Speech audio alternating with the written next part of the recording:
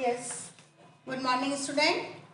You know, this is your social science period, and today we are starting the last chapter of the geography.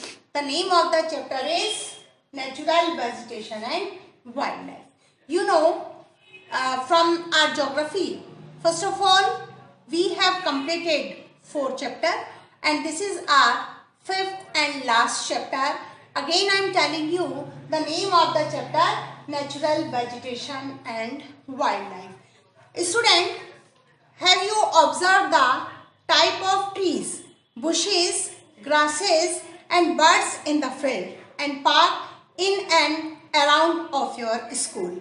आप अपने school के आसपास, अपने घर के आसपास तरह तरह की झाड़ियाँ देखते हैं, तरह तरह के पेड़ देखते हैं. So student, India being a vast country, you can imagine the types of bioforms available throughout the country. You know student, India is a large country. Bharat एक बहुत बड़ा देश है और यहाँ पर तरह तरह के पेड़ पौधे और जीव जंतु पाए जाते हैं. Our country India is one of the 12 mega biodiversity countries of the world with about 47,000 plant species. अब आप देखिए कि भारत में 47,000 तरह के क्या पाए जाते हैं, पेड़ पौधे हमारे यहाँ पाए जाते हैं.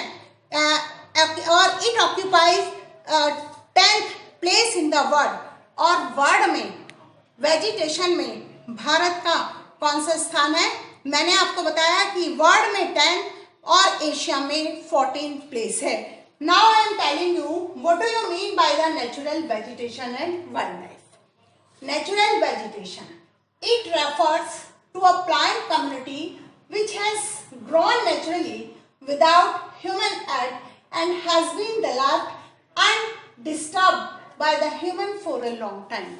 Natural vegetation यानी कि प्राकृतिक वनस्पति या पेड़ पौधे, ये वो पेड़ पौधे होते हैं जैसे आप और हमारे किसान खेत में पौधे लगाते हैं, उसे आप नेचुरल वेजिटेशन नहीं बोलेंगे. नेचुरल वेजिटेशन वो वेजिटेशन होती है जो अपने आप उगती है और ह्यूमन बीइंग उसे डिस्टर्ब नहीं करता. नेचुरल ग्रोथ होती है तो ऐसी वेजिटेशन को जो अपने आप उगती है, जिसकी कोई केयर नहीं होती, उसे नेचुरल वेजिटेशन बोलते हैं. Natural vegetation, these definition you can write in your notebooks also. Natural vegetation, it refers to a plant community which has grown naturally without human aid and has been left undisturbed by the human for a long time. Now we are taking the natural vegetation.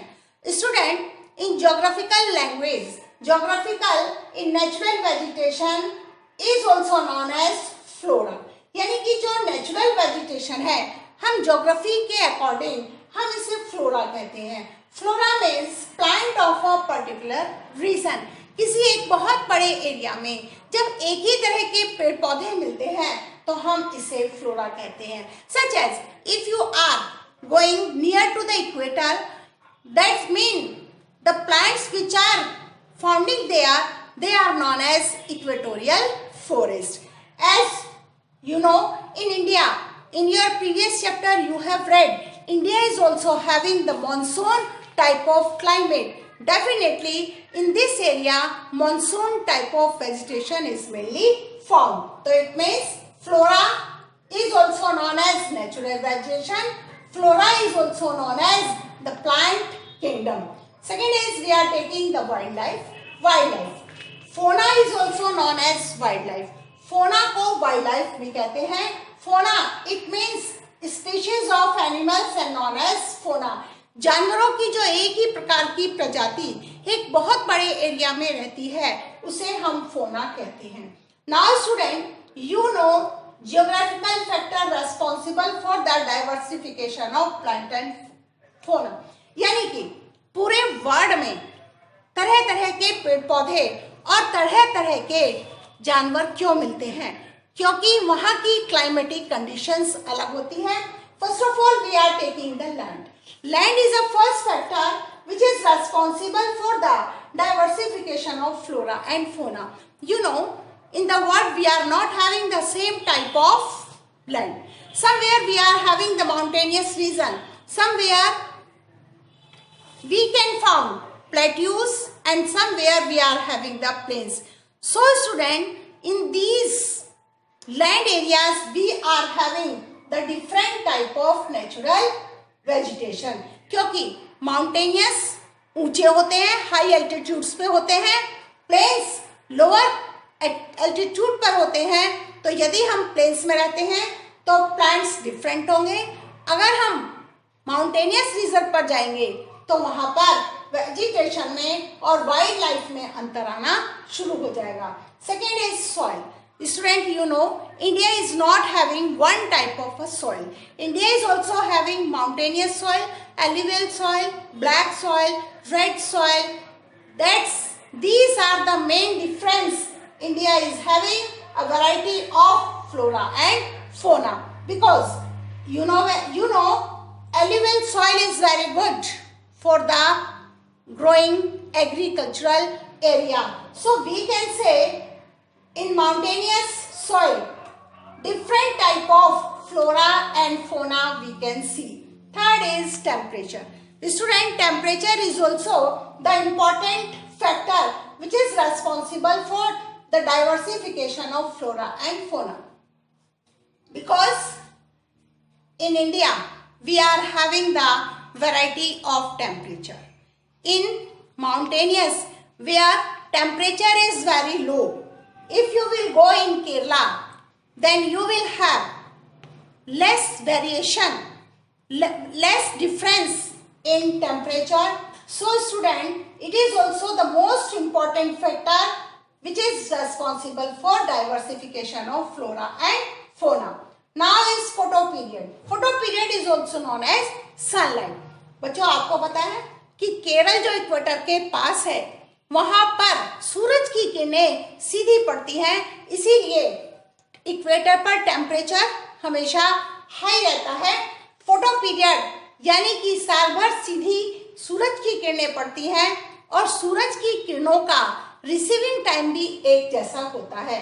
If you will do the comparison between the vegetation of Kerala और vegetation of Kashmir, so you will find a variation, because आप देखिए कि equator पर sunlight एक बराबर पड़ती है, जबकि कश्मीर में हम जाते हैं तो वहां पर दिन और रात में ही सनलाइट में 5 आवर्स का डिफरेंस होता है. यानी कि इक्वेटर पर जहाँ 12 घंटे की रात और 12 घंटे का दिन होता है, यहाँ इसका उल्टा होता है. यहाँ कभी लॉन्ग ड्यूरेशन डे की होती है और रातें बहुत छोटी होती है. Next is fifth factor which is responsible for the diversification of flora or fauna, that is a precipitation. Precipitation means जब एटमॉस्फेयर से पानी आपकी अर्थ रिसीव करती है तो ये लैंड के अकॉर्डिंग करती है माउंटेनियस रीजन पर. जहां प्रेसिपिटेशन स्नो की फॉर्म में होता है, वहीं आपका प्लेन्स में ये लिक्विड फॉर्म में और रेन की फॉर्म में होता है. प्रेसिपिटेशन मैंने आपको क्लाइमेट वाले चैप्टर में बताया था. प्रेसिपिटेशन कई तरह से होता है, जैसे स्नो, हेल, ड्यू, फॉग और रेन. तो इट मीन्स जहां पर प्रेसिपिटेशन रेन की फॉर्म में होगा और जहां प्रेसिपिटेशन सॉलिड की फॉर्म में होगा, वहां पर आपके फ्लोरा और फोना में डिफरेंस होता चला जाएगा. So keep in your mind, today I have given the 3 topics. Number 1, what do you mean by natural vegetation. Number 2, what do you mean by flora and fauna. In next I will give you what is the difference between the flora and fauna. And third topic we have given you geographical factor responsible for this diversification of flora and fauna. 5 factors I have given. This question will come in a long form and these will come in your definition and this will come in your differentiate between flora and fauna. Thank you student. This topic will be continue in my second part, and we will take next terms, important terms. These 3 topics you will write in your FAIR Social Science notebook. Thank you, students.